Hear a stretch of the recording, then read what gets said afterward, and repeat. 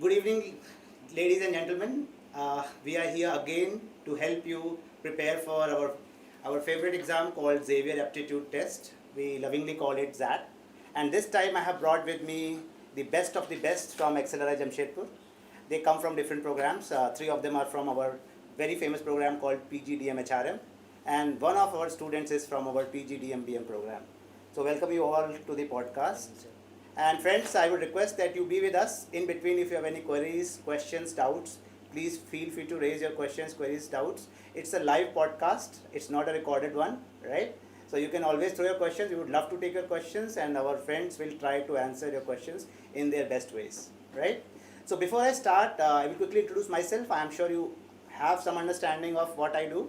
But again, I will tell you, I am Rahul Shukla. I am a convener of Xavier Aptitude Test, and along with that, I am also a chair of admissions at XLRI, right? And with me are the best of the best, and I will start with our first guy to introduce himself very quickly. Hi, good evening everyone. So I am Harshit Goyal. I am a BSc Hospitality graduate from IHM Mumbai. Post that I have a product management and HR work at an edtech startup. So that's a little brief about me, and I believe something that is really close to my heart because being from an HR background, something that was very natural to me. So that has a really important value. Now I think the remaining can introduce. Hi everyone, I am D. Janani and I am a BCom Honors graduate from DU. Post which I did a stint at KPMG Global Services as an audit associate. So talking about that, it's actually one of my most favorite exams that I've given in my life, and I think it caters to my strengths. So perhaps you would also feel the same about it. So hi everyone, my name is Dhruv. I have completed my BSc Honours Computer Science from Ramanujan College, Delhi University. I am a fresher. I have given MBA exams twice and have a gap of 1 year. The initial time when I gave my exams, I was not able to clear them, and then eventually converted this college 1 year later. So hey guys, my name is Rishabh.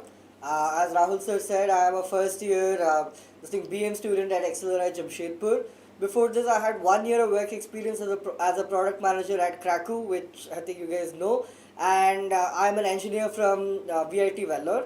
And I just realized the date is 22nd November. So I think exactly a year ago from now, I was kind of freaking out because I had a lot of pressure to do well in CAT because I had done really well in CAT the year before.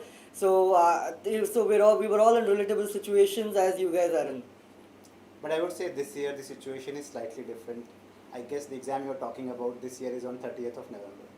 Yeah, but last year it was on 24th, but Yes, yeah, this year yes. you guys have a little more time to prepare. Completely understand. So a quick question for you all. I'm sure lots of young people are looking forward to what you are going to tell today. And of course, for one of the important exams, only 7 to 8 days are left, right? And then in the first week of January, we have Xavier Aptitude Test, right? We call it our exam. So what kind of insecurities do students normally have? And you have to answer to this question. Huh? When you were preparing for XAT or other exams, right? What kind of insecurities did you have? I want to know it from everybody. And how could you manage to overcome them right before the exam so that you could make it to where you wanted to be? I'll start. So I think everyone can give different perspectives. So I think I can pitch in from an engineer's point of view. So with both the exams, both the three sections, with CAT for me it was a little more comfortable because two of them were slightly more math oriented. So I felt a little more comfortable going in. So the difficult section for me was always verbal, where I had to force myself to read essays over and over again to get comfortable with the reading speed. So, but I'll tell you, as you mentioned, insecurities. XAT there's only one mathematical section, and then you have VA, verbal and decision making. Both are slightly on the qualitative side. So you can imagine as an engineer going in, it was almost a little bit of a nightmare for me to prepare for it because I had two reading oriented sections, and yeah, so that was the real insecurity for me. But I think as the discussion goes on, we can talk about how to get over it. But yeah, that was the point of, let's say, hindrance for me while preparing. Rice. I'll Yes, go sir. next. So the biggest insecurity for me during my preparation and while giving the exams was that there was limited time to solve the questions, and I was not able to solve in the limited time frame that was there. What worked for me in that was that there was enough time to solve the questions, take a 5-minute nap, and then again check the questions as well. So that worked for me in that. I actually have a differing opinion from Rishabh. My biggest insecurity was the quantitative aspect of the exam because I knew that language is something that I could handle given that I've read a lot of books over the years. But quants is something that needed a lot of practice for me to cover up, and I had to focus a lot on clearing the cutoff as well. So that was my biggest insecurity for the exams, both CAT and XAT. I think talking about my insecurity first was coming from an hospitality background. It was really difficult to understand that whether people will pick me for an MBA or not. It has been for the interviews, because there's a lot of engineers and non-engineers and all different kind of backgrounds. So hospitality is a little unrelated. So I believe that was one thing, and I think the insecurity which I think we all would agree to was giving the attempt second time. You are always more conscious because last year's score you have to at least match or cross. You have that kind of family pressure and society pressure also to some extent. So I believe dealing with that alongside our preparations with weaknesses in certain sections or not, I think that is something that we need to handle well. Okay, so thank you for sharing your insecurities. I'm sure our audience also, they might be having lots of insecurities. But first come first, I want to ask something very important, which is definitely not related to XAT, but of course, after taking XAT and coming to a B school, that's an outcome. So currently, there is a lot of pessimism around MBAs in general, right? I guess a lot of discussion is going on in different forums, right? When you have already cracked a test like XAT, when you have already been able to make it to a school like XLRI, right? I want to understand your personal opinion on why people should do MBA. I would like you to keep it brief, but because you are a student, you are at a B school, you have already finished your SIPs, you know what your seniors are doing, you know what alums are doing from XLRI. Quickly give your view on this. I don't want you to be very, expert kind, right? But of course, anything which you believe is going to give a positive message to our candidates, why it is important to come to a B school before you want to join industry. I think I can pick up. So I think highlighting why we should do an MBA gives you, I think, a more holistic perspective to everything, because when we have entered the course, I think we are 2 semesters past almost. So you see every year, every semester, the subjects are accumulated in a way that you are able to get ideas of all industries. For some engineers, the subjects are easier. For account students, some subjects are easier. But you get a brief idea of the entire working environment of the economy. You're studying economics, you're studying accounts, you're studying production management, you're studying marketing, all those different zones. Even being as HR students, we are studying all these subjects. Also, we're studying law and everything. So that holistic environment of all fields that an MBA gives you makes you an all-rounder, where you can actually go and sit on CXO positions, which I think the other courses can't to an extent. I think MBA gives you that all-round training so that you can go to any level you want. Adding to that, I believe that in this course we cover a lot of case studies that are that help us understand what companies have done in the past, what are the problems that they have faced, and how they've come to the solutions. So we're able to think in a broader sense on how to solve problems, which will be useful when we join the corporate world afterwards. So I think that is one of the best parts of the MBA course. So I've not worked, but then I have some internship experience, and when I was working in my internship, I realized that a lot of decisions that were being made were made by MBA graduates. And now that when I'm here, I realize that this course, as a whole, helps you be a better decision maker. So I believe that an MBA helps you make better decisions when you work in industry. So I believe MBA is very relevant if you want to go to a CXO level position, as my friend said. So I think I'll put it in 3 different verticals why I think MBA is good. I think my fellow mates here already covered as to the decision making aspect. First thing, at least in XLRI, you when you graduate, you're a person in your mid-20s with a good salary and a good company. It's a huge launch pad for someone who can crack an exam and get into a good college.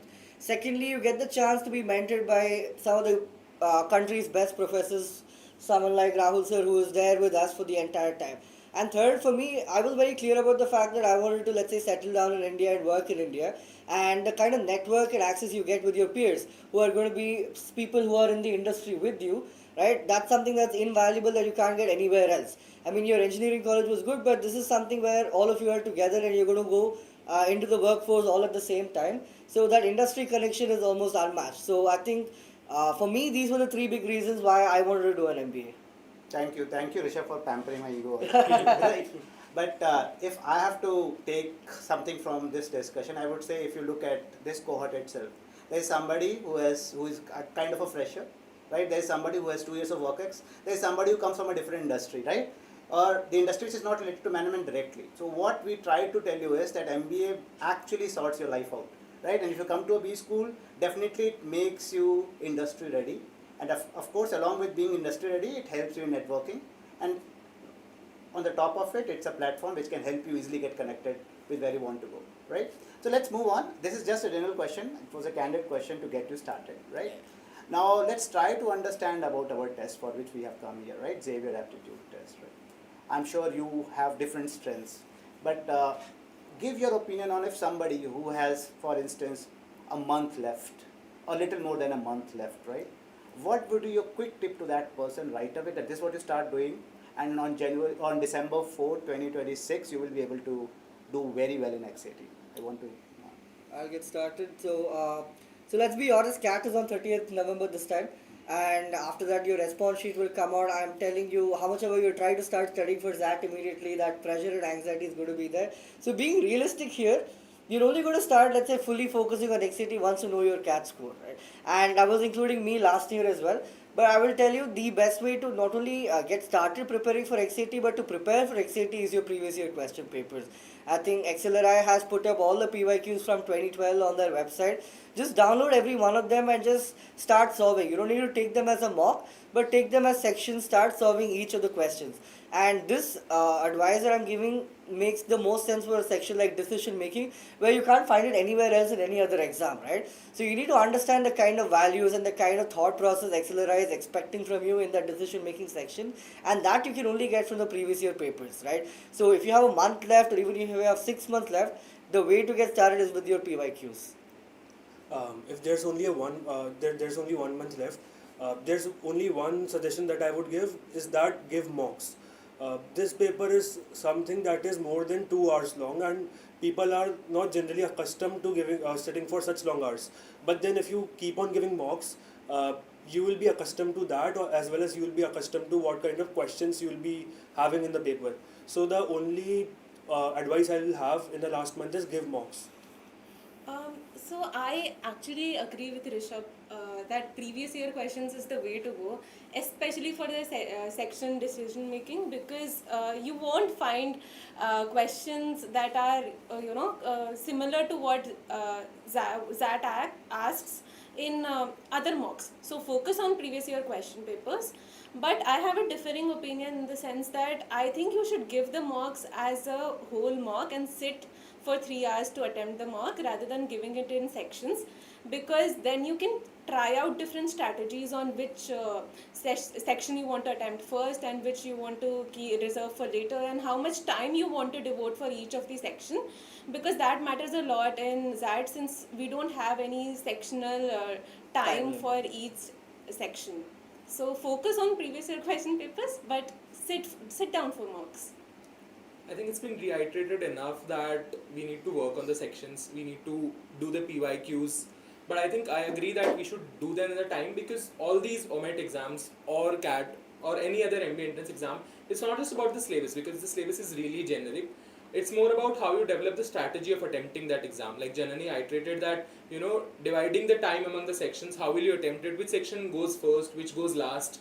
So all these things, setting that strategy in the time you have is very important, that how you attempt it, how you tackle the paper, what are your strengths, what are your weaknesses. And I think second thing which you need to prepare, particularly talking about DM and VLR that we have in XAT, which are quite unique to itself, is understanding the mindset of the paper setter. Rahul will be able to iterate it better, but in DM you have to understand the answer that you think is right and the answer that the paper setter thinks right could be very different. So you have to understand what the mindset and what business mindset that the person wants you to answer it with. So when you do the PYQs of DM over these PYQs, you will understand that there's a specific way that you need to think in so that you get the perfect answers. So I believe developing that strategy is really important. Nice. So lots of questions are actually coming about your program, so we'll take them later. But before that, I want to understand, you might have prepared for other tests as well along with Xavier aptitude test, right? So help our audience understand how their preparation or the preparation of those tests can also be used for a test like XAT. Or is there any difference? And if there is a difference, how do you manage that difference when you're preparing for XAT? So I actually wrote only CAT and XAT. So I had a month free between the two exams. I didn't have anything to do with that. So for me, my entire focus was on XAT. And your CAT preparation will definitely help you with that, with at least verbal and verbal DILR, which is I think quant and DILR, LR is DI is one section in that, and verbal is another section, and decision making is another section. So your quant and verbal preparation will help you so much with that, but you have to get started with decision making as fast as possible. I think the small confession I will make. So the first decision making sectional I took right after CAT was the 2024 XAT section, decision making section. I got a 0.25 in that the first time I took it because I was so clueless, right? And I ended up doing very well in the exam that I wrote in XAT 2025. So there is a lot of time in that 1 month between CAT and XAT.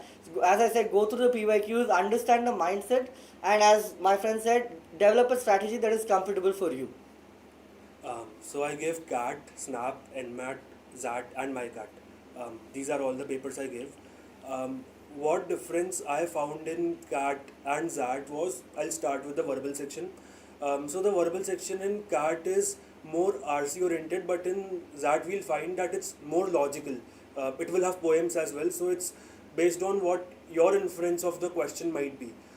So a different approach to that is very important.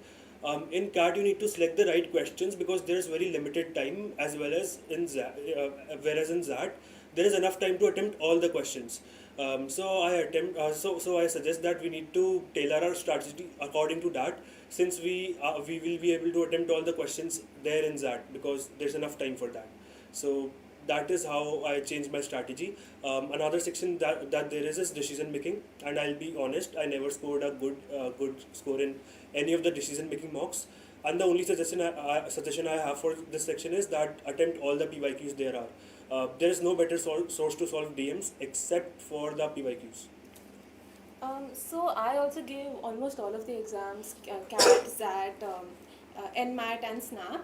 I think the preparation that you do for CAT will help you in XAT a lot, but the difference between the two papers according to me is that XAT does test you more on the understanding bit and not how much you remember per se. So the questions will be tailored on how much you can grasp from the RC, for example, or even from the DI and quant sections.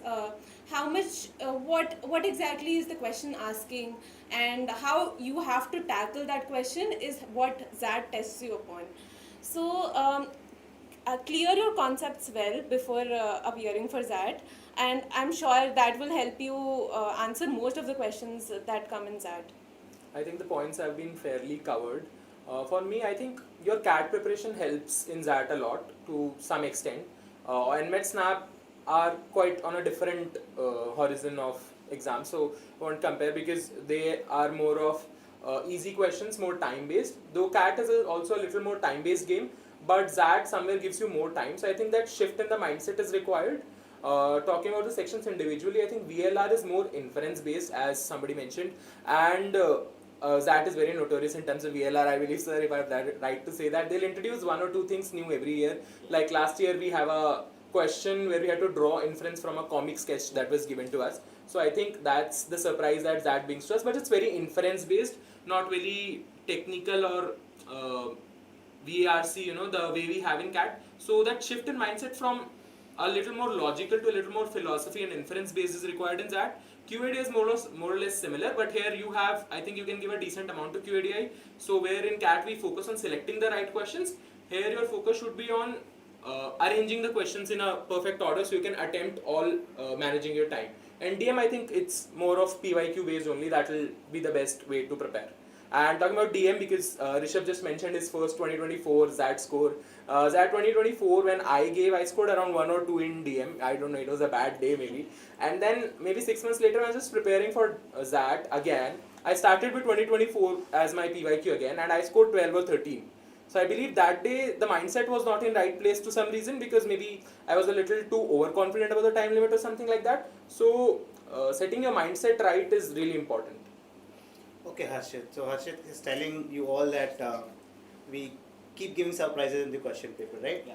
But that's not the intention, huh? We just want you to enjoy the paper. I guess the cartoon last year was also full of fun, it right? was a fun question. But as Harshit has told you lots of things about how to handle different sections, a quick specific question about a particular section, right? Because that question is getting popped up again and again in comments.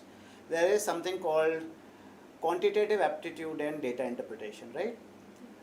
If somebody is not so great, because somebody is written if I'm weak in that, right, or I'm not so great in that, is there any way that I could make it to the best of the best students? If you have any tips for those kids who are not so great with QA and DI, right?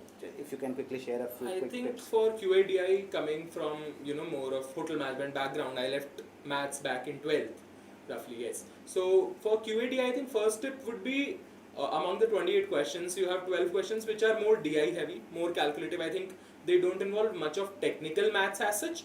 So XAT, I scored around 15 in maths, and it was around 99 percentile roughly for the QADI section particularly. So when you have 12 questions that you can just get from DI or non-technical maths, and then you have your arithmetic part also. So picking those questions and targeting those areas first will be better, obviously through PYQs.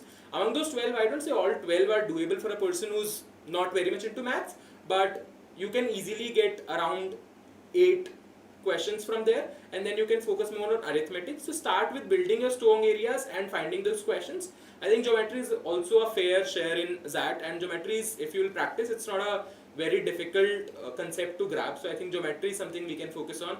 Algebra is a little difficult, so you should give relatively good time to it, but again choosing the right questions, because end of the day you try to answer all 28 questions, but you are not supposed to get all the 28 right. So choosing the right questions, but in that broad time frame, not spending too much time also on a question is important, because we get very lethargic saying it's around 3 hours paper, so we try to be a little more easy. So keep that fast pace a little in your mind while you're doing the QADI section, because that's where we get stuck. We don't leave a question unless it's solved, so you have to move on also. That's important. I'd also like to take up this question actually, because it's a very relatable question for me. I was so focused on clearing the cutoff for QADI that I had developed a strategy that might work for you also. So I used to attend VA, LRVA before. The first section would be that, because that was my strength and I could complete it quickly. Then I moved on to DM because that is because I wanted to keep the QA and DI for the very last, so that I had more than enough time to go through each and every question, understand which are the low hanging fruits, which are the questions that I can handle, and select those questions and do it in a very relaxed manner, so that I don't make any mistakes and I can clear the cutoff very easily. So I think this strategy is something that might be useful for those who struggle with QA DI a lot. And other than that, I also focused on, like Harshit mentioned, the DI bit more, because those were easily doable and you don't need technical knowledge for that. So this is a strategy that might work for you. So I scored -3 in quants in CAT 2023. And then in XAT 2025 I scored 99.56 in quants. What changed was that first of all I was trying to logically solve the quants question, which I realized was my mistake, and I believe that it would be the same for a lot of you, that you won't be able to solve the quants question logically. So what I realized that I'm very good at memorizing things. So what I did was I took out all the PYQs, all the previous year questions, and understood what the method to solve each type of question would be, and then I would spend like 3 to 4 hours every day trying to solve a lot of PYQs, a lot of mocks, a lot of questions from a lot of guides, and then at one point of time it starts clicking you that if this question comes, this is how I would solve it. So the only thing that I would say, if you cannot solve it logically, is that keep on practicing, and at one point of time you'll start to memorize the method as well as the formulas in quants. So that is what worked for me. So I wouldn't say memorize as Dhruv said, but I agree. I always call it pattern recognition because there's only a finite amount of concepts that people who set the paper can use, right? So you can start realizing the pattern over and over again. And one positive about that is that in CAT you have a DILR section and a QA section. Here it's merged into one. So honestly, for me, I feel like I was pretty strong at that section. So for me, it was so much more fun because it was very action packed altogether. For someone who is, let's say, slightly struggling, I would say start off with the PYQs, focus on the PYQs quite a bit, both CAT PYQs and XAT PYQs.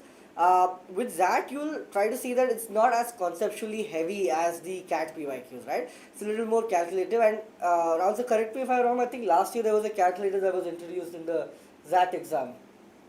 I guess we. I think there was a calculator in the XAT exam. So I was expecting the questions to be a little more calculative intensive, which it was.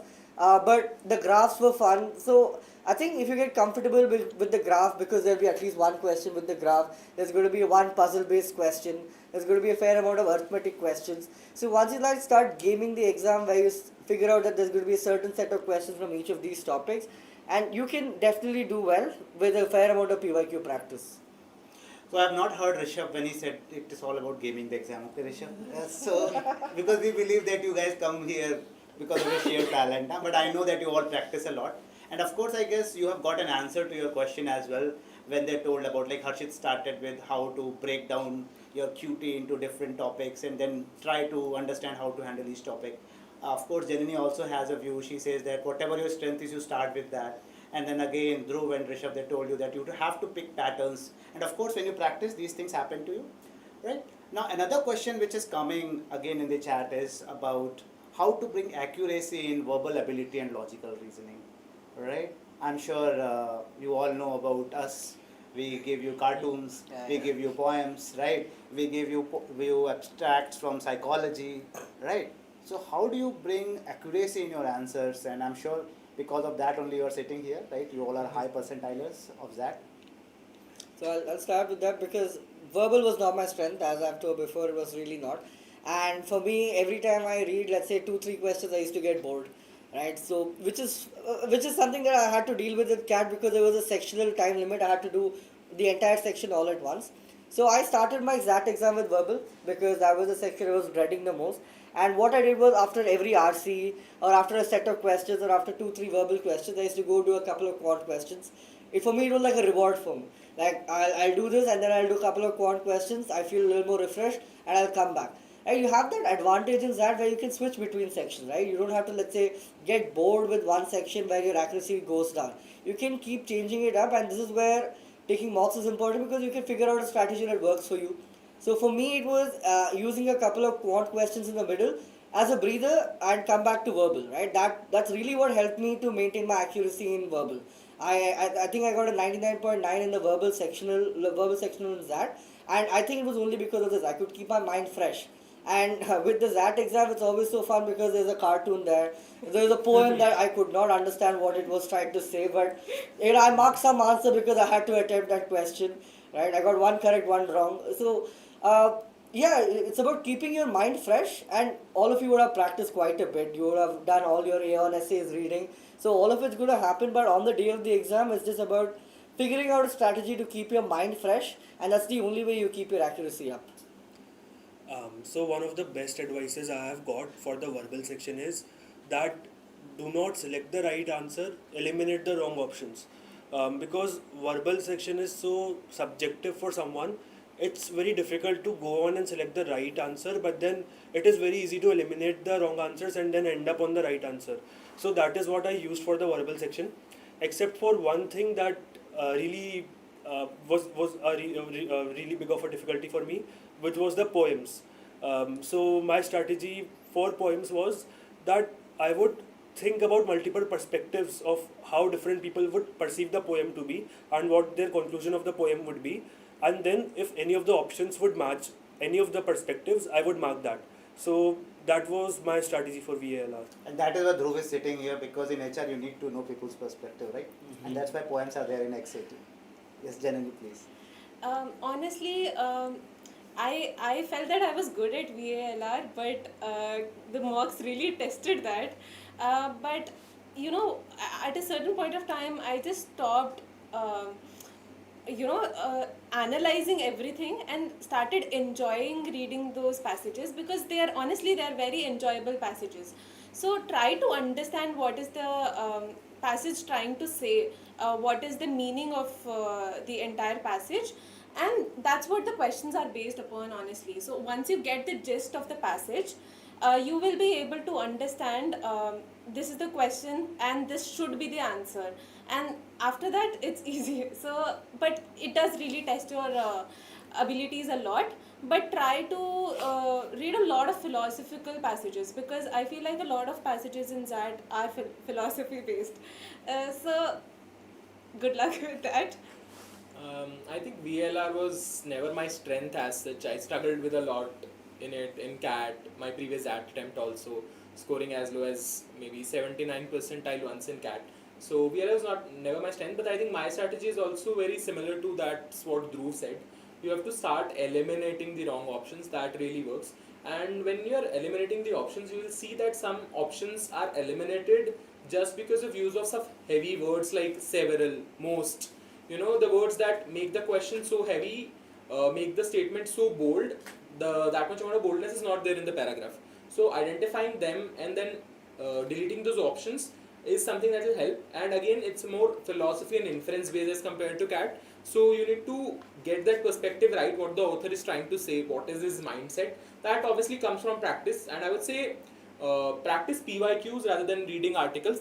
That's a little that what I do differently, because I don't enjoy reading articles anyway. So PYQs help you understand what kind of passages and what kind of perspectives does that bring to you. So that really works. And talking about fresh mind, I won't say shifting between sections is something that worked for me. I used to give VLR first in around 45 to 50 minutes. I used to wrap it up, because when I enter the exam, I have fresh mind. If I go to quants, being a non-engineer, I think my mind gets already out of place. So completing the VLR first in that fresh mindset is something that worked for me. So you can try both strategies and see which works for you. Thank you. So I guess your strategy should be, when you are attempting XAT, that you decide on what you want to do. Do you want to start with VLR, decision making, or quant when you are handling part 1, right? And based on that, you will have to decide what time you will invest in each section, right? You don't have to stick to a particular plan. It should be your plan, and that should be based on your strengths, right, friends? Yeah. At the same time, you would have realized that many of them have talked about their previous attempts in different exams, and they are not feeling shy in telling how not so greatly they did in those exams. The objective is to help you understand that even if you are not performing so very well in your mock tests, or even if you have not performed really well in your previous exams, it's not the end of the world. There is a hope you can still do well, right? Be it XAT or other tests you are planning to take in next 1 month or 1.5 months.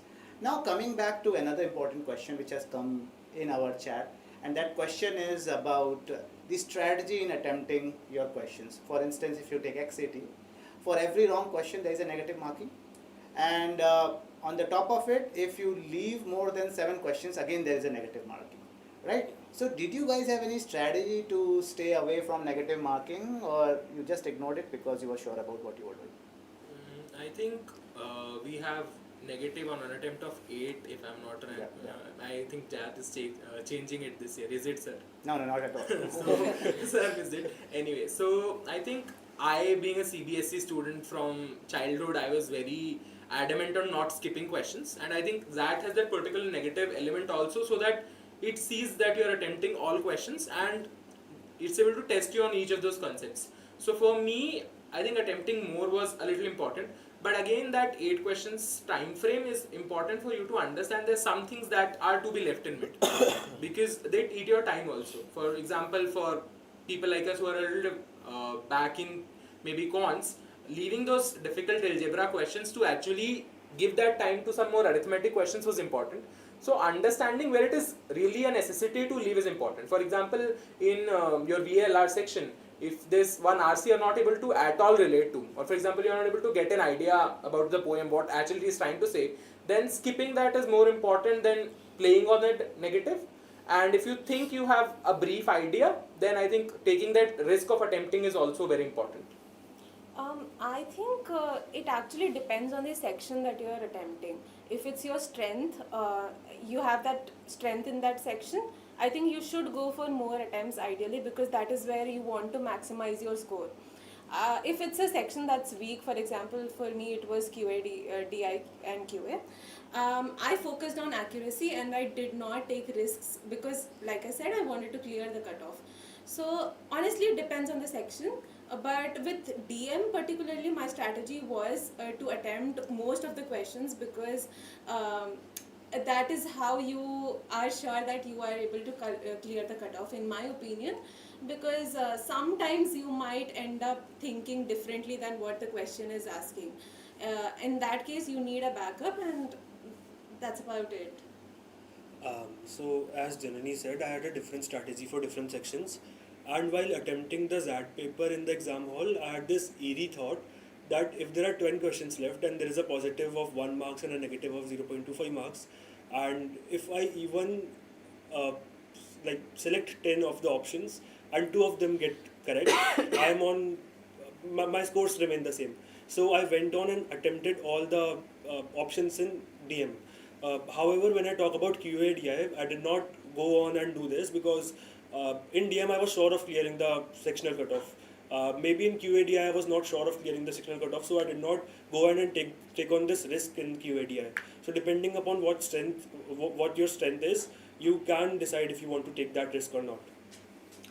So I think you guys covered it, but honestly, if you guys were to leave questions in the XAT exam, it would be for QADI. And for this, and I am stating this with who I consider QA as my strength. QADI is the section to leave questions, because the time versus reward ratio is fairly on the lower side when you come to the tougher algebra questions and the tougher conceptual questions. Your time is much better spent in the DM section and the VA section, where you might have a 50% chance of getting that question correct, right? So, and you can use that time better. And I think, as Dhruv said, I think DM section you have to attempt the entire section if you are looking to do well, because that's you have to make the sectional cutoff, and if you do well, that's where you can score a lot of marks. And VA is as well, it's just a reading aspect of it, where you read, infer, and then you mark the correct answer. QA is a little more time intensive, you also mentally intensive. So if you were to leave any question, you will leave it in QA. And I think I left 5 questions, all of it were in QA. I think, and the other place probably to leave questions is the verbal part, where, as Harshit said, the poems. Because it can be on the ambiguous side, you're not sure of the answer. But other than this, I would say 3 hours is a lot of time. It might seem a little less for an exam as lengthy as that, but trust me, it's a lot of time. You'll have time to attempt all the questions, so you can attempt most of it, but if you were to leave something, it should be in the QA section. Thank you. So, as Harshit was asking, are there any changes happening? Of course, no changes are happening this year. Right? Last year, we brought a final change towards the end, that we introduced calculator, as Rishabh told, and I'm sure those who struggle with those minor calculations, this calculator will help you, but it would be on-screen calculator. So, slightly challenging, but that was the idea. And we deduct 0.25 marks for wrong questions, and if you don't attempt 8 questions, after 7 questions, if you attempt one more question, you are charged with 0.10, right? So the idea behind this was that we don't want you to choose your options left, right and center. You think and choose. At the same time, we also don't want you to drop your questions left, right and center. And that's why this cap was put. So what we want you all is to be balanced, right? But I guess these guys don't want to support you, because they are talking about their strategies about how to handle DM, how to handle verbal ability and logical reasoning, or quantitative aptitude and data interpretation, but they never ask what goes into making of the question paper, right? What are we trying to judge, right? Yeah. I guess that's what they missed out on. We'll discuss it towards the end, but before that I want to quickly ask a question about part 2. We have a section called general awareness, right, where we have 12 current affair questions and 8 static GK questions. How did you prepare for that section? I'll go first. So I think with that section again, for this section I really don't have a lot of input because I grew up quizzing my entire schooling. So I honestly found it really. I was waiting for that general knowledge section that okay, there's going to be some fun questions for me to answer, and I really just went ahead with it. But before the exam, I read up on the news, and not to game the system. If there is a Nobel Prize that is given, there's going to be one question on that for sure. Okay, so read up on the Nobel Prize winner and go. But yeah, just have fun with it. Read up on the current affairs. Read up on, let's say, I think 2024, if I'm not wrong, there was an earthquake in Japan. It was asked which city it is in. So it's more about general awareness and what is happening. Apart from that, with regards to if there is any policy changes that the government has got, any policy changes that any big committee like a NATO or something has happened, it's important to know about it before you go into the exam. But other than that, yeah, just read. In shorts is something if you guys all out, have it on your phones, go through that. Go through Twitter to get a good idea of what is happening around the world, and yeah, just have fun with it. So I never read a newspaper in my life. All the news happenings that came to me came from the meme pages on Instagram. Um, Now, when I looked at the XAT paper, I realized that most of the questions they ask are the ones that are already widely known to people. For example, there was this question about a character from Friends in XAT 2024. Then there was this question about a very famous tabla person in XAT 2025. So these were the questions that were already circulating a lot on the meme pages on Instagram. So that was the only source of my preparation, and I believe I scored a decent in GK in XAT. So that is what worked for me. I never read a newspaper again. So coming from a perspective of someone who's not really good with GK, what I did was I read a small compendium covering everything that's happened in the recent past before the exam, and many of the questions actually came from these small compendiums that you can find on the internet. So honestly, but after attempting QA, DI and everything, GK was a little bit of a breather for me because it's either you know or you don't know, you can't really guess. So just go through a compendium and you should be sorted. I think more like Dhruv, I also never read a newspaper in my life. But yeah, obviously I have to read it for MBA. So I would say, again, there's 12 questions that are part of current GK, and I think Zat has been very adamant on saying that out loud. That's really appreciable because people leave that ambiguity, then you don't know how much to prepare. So I believe out of all things on my Zat card, my GK score is not something I'm really proud of. 99.5 above in everything, but GK is somewhere on the side. But yeah, it's a very important section. It sometimes becomes a tiebreaker. I think Rahul Shukla sir will provide more inference on how important GK is. But on preparation tips, I think they've covered fairly. But as Dhruv said, being aware on your social media is important. And I think one thing that really helps is YouTube. So just, there are so many GK videos that are there for UPSC aspirants. So if just you can Google past 1 week GK, past 1 month GK, all those combined compendiums. If you can't read, there are YouTube videos available. Whenever you are free, just put a earplug on and listen. I think that inferences will help, and I think I can give a cheat sheet. The new labor code has been implemented, so I think we will definitely have a question coming from the exam coming from such an important HR course. So go through that also. So I have a question.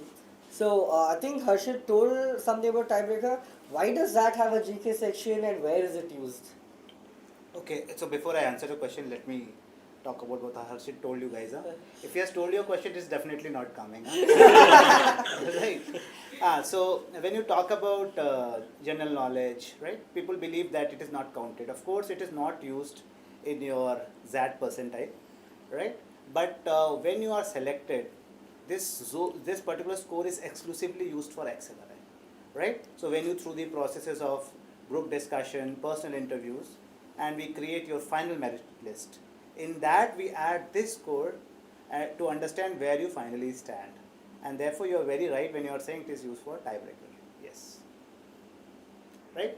So thank you. But before we move on, there are some questions about. I'm sure you three will be very interested in talking about it. He's out of this question, right? But of course he can also share his views. Somebody wrote in the chat that now we are becoming an AI-driven business community, right? So why should we do HR, right? they believe that if those roles are replaced in future, is there any point of doing HR? And you guys are in a hardcore HR program, which is the most prestigious program in the country, right? You guys sell like hotcakes in the industry. So help everybody understand why should people do HR even when there is AI. So I'll start. Before I came here, before I gave this exam, my thought of HR was very limited. I thought that they only do talent acquisition and fire people. And even when I talk to my friends, they think that the role of HR is very limited.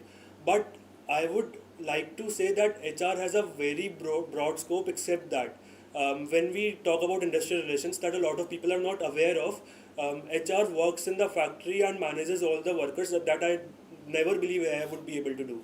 I never believed that AI would be able to find the correct compensation for people from different backgrounds while they are shifting from, let's say, Bombay to Odisha. Honestly, similar case. I also thought the scope of HR was limited, but after coming here, I realized that there is transformational HR as well, and HR is the backbone. I like to give an example here. HR is the backbone when one company acquires another company or two company merges. So there are a lot of clashes in values and you know in values. So how do you tackle that? HR is the backbone, and they form the strategies on how to handle these quick changes that happen in organizations, and how to balance employees of both the organizations. So this is something that really excites me when I study HR. And I believe the scope of HR is again not limited. There's talent acquisition, but other than that, organizational change is something that you can study here at PGDM HR course.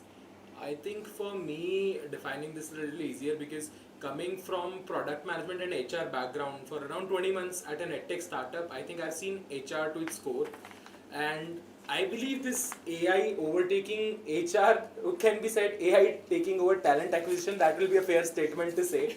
Because when I was working at a startup, so defining their performance management systems to maintaining their information systems to redefining the values of the organization, all this is nowhere where even AI can touch, I believe, because it's how you create an organization. Or we were just talking about the compensation example we discussed in our class, that you won't understand, the AI won't understand how to change the compensation if the person is moving from Bombay to Odisha, understanding that person's needs. So HR is a very broad term when it comes to having the backbone of the organization, and just philosophically think HR is the only function that actually takes care of the employees. So anything can be taken over by AI, but can you believe AI will take care of you? That I think does not work. So setting up those systems for an organization, bookkeeping can maybe be done by AI, but I don't think so creating those systems can be done by AI. So I don't think why this question revolves around also coming from an HR background. And obviously PGDM defines it. I'll give a BM perspective on this. Yeah, of course. I think so. The most important thing that every student looks for when they're actually, we just went through the SIP process, right? So when we are evaluating a company, if we want to work there, one of the key things that we look for is culture, right? And culture is usually defined by the HR professionals in that company, right? And that cannot be replaced by AI because it always needs a human touch, where they understand the human needs of the company and then they define the culture for employees staying there, employees coming in. So that becomes a defining aspect, at least for Gen Z who look at culture so much, because culture becomes so important, work-life balance, all of that. That's all defined by the HR professionals, right? So I don't think AI will come close to replacing the human needs that HR professionals satisfy. Thank you for sharing your views on HR, guys. Tell me, what about business management? Will it replace the functions of business management? I personally, I don't think so, because a lot of what people don't really understand when they're preparing for exams on the other side of the window is that a lot of MBA is driven by relationship management and based on relation, right? So that can, and we are humans and humans are social animals, and we're always going to be looking forward for other humans and that human interaction. So And with regards to business management, it's a huge aspect, right? We have consulting, we have finance, and under finance we have so many aspects. So like from the consulting people who go into consulting SIPs, we know a lot of the PPTs that they're going to create will be done by AI. They're going to use AI tools, but the relationship part of it, analyzing it, thinking outside the box, all of it is still human. And I think it will be, because it will always be human, because we are the only thing that we can think outside, because AI is going to be trained on data that we generate and make, right? So anything new that can come up can only come up with us, right? So that's why companies come to XLRI and take students for the mind that they can bring into, right? So that can never be replaced by AI, the out of the box thinking, and especially relationship management. Thank you for your lovely views. But before we move on, there is something which is coming as a concern from a few students, right? They are saying if you have low academic scores, right? You have done not so greatly, or you are not so great in your graduation or prior to your graduation, or you have no work ex. Are there chances to come to XLRI? And it should come for horses mouth, because you sit in those classes where students from different background come and sit, right? So it's not just about marks or work ex. Can you please also share about different kind of diversity you see in your batches? I'd actually like to take this up because there are a few students in my class also, and I think other sections as well, where they have scored very, not very well in XAT, but they still made it to excel because of other aspects, their work experience or their academic previous academic performance as well. So XAT, XLRI as an institute does not just look at one component while selecting students. It has weightages for everything that you've done, and if you're lacking somewhere, you feel that you lack somewhere, it's compensated by the other components as well. So you always have a chance to making it to excel, no matter what. If no matter you do bad in one aspect, you can cover it up by the other aspects. So I'll tell you, well, so you have people in my class, you have people with great ACADS and great XAT score, you have people with bad ACADS and a great XAT score. I have a 7 in my graduation, right? And I would put it as a tier 2 college VIT value. And with the bad ACADS and good XAT score, you have people with someone on an average XAT score, average ACADS. I think one thing that we're all forgetting is that the most important aspect in the admission process is the interview thing. So if you get an interview call and you kill it in the interview, the professors love you, there is no way that you're not coming to XLRI, right? So focus on what you can change. You can't really change your past ACADS, there's no point thinking about it. You can prepare for that and do well in that, and more importantly, you can really do well in the interview and impress the profs who are going to take the interview, and you can definitely make it to XLRI. I think answering the insecurity that I had coming from hospitality background, we have hell lot of diversity here, sorry for using that term, but XLRI has a lot of diversity in terms of all academic backgrounds. I think when I talk about my particular class, HRMC, so we have people from microbiology, we have people from history, we have me as an hospitality graduate, we have a doctor in our class, we have lawyers in our class, we have engineers, we have non-engineers, all kind of backgrounds are there. And again, since Rishabh mentioned, there are people who have average academics and average XAT score also being there. So understanding, being confident in your skin and getting, first of all, get to that interview, because we are in that stage, clear those cutoffs. And I see people setting up that bar, if you have a percentile over XYZ, despite if you clear the cutoff or not, you are gonna convert. We have those rumors going around, 99.5 plus is convert or that. I've seen people with that high percentile getting rejected, and people with as low as just making to the cutoff getting accepted, because they are confident in their skill and they are able to justify, and they are there for doing that MBA. So I think keeping all this as your positive rather than taking it as your negative, coming to that level is more important, and diversity is really there. And I think we have fair advantage to everything and anything, from academics, work experience. We have people with gap year on this panel itself. So nothing matters. Get that score, prepare well for interview, be confident. I think you will be there. Right, thank you. So I guess we are coming to the closure. Before I close, I will just ask a few quick questions. I wanted to make it rapid fire, but I guess it would be difficult because we have limited time, right? We have tried to address almost all the concerns our students raise. So I will ask a question. You will have to give a quick brief reply on that, right? And I will ask each one of you if I have more time, I will ask 2 questions, but I will start with one, right? And I will start with Harshit, right? Harshit, a quick question for you is, one strategy that improved your accuracy without extra study time. I think the strategy that really worked for me, that improved my accuracy also, was scheduling the sections right. Choosing the correct section at the correct time was important, because VRC is something that requires a fresh mind, so I put it first, then DM, then QADI, because I wanted a little longer time for QADI. So when I was able to manage my time and my mindset correctly, the score and accuracy automatically improved. Janani, from you, difficult question, but I would like you to answer this. One resource that you abandoned and one resource you stuck to forever, and why before your tests. For that, especially the previous year questions, is the solo thing that I attempted for that. I did not refer to any other mocks because I felt that the previous year question papers, you know, capture the sense of what XAT is testing you for, that other mocks can't give you that. So that is my stick to previous year questions for XAT especially. Anything you abandoned? Like I said, the other mocks I didn't touch them at all. Okay, fair enough. Thank you. To you, Dhruv, the biggest mock test mistake you kept repeating until you fixed it. So the biggest mock test mistake I kept repeating was that I was skimming through passages. A lot of YouTubers were suggesting to skim through passages in RCs. I would say that it does not work at all. Go through the RC's content entirely, and then you will be able to solve the RCs better. So that was one mistake that I improved. Thank you, Dhruv, and finally to you, Reshava. One change in your daily routine that quietly improved your score and performance. So you're giving me an easy one. Probably 3-4 days leading up to the XAT exam, take a mock from 2 to 5 o'clock.